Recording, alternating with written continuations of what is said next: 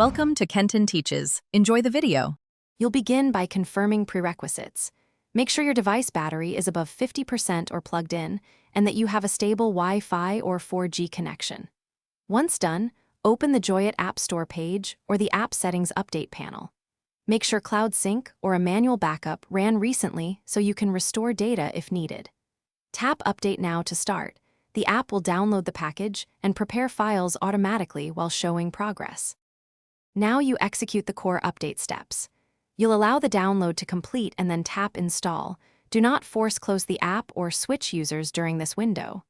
If the update requests new permissions, grant only what's necessary and read why each one is needed.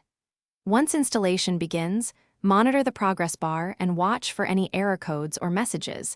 They tell you what to fix quickly. Make sure to keep the connection active until the installer finishes and restarts the app. Finish by launching Joyit and verifying the new version in About or Settings. You want to confirm the update applied.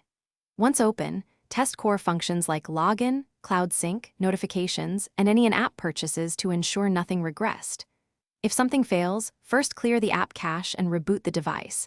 If that doesn't help, reinstall the app. As a key troubleshooting tip, note any error code or log to share with support so they can resolve persistent issues faster. Thanks for watching. Please subscribe if this video was helpful.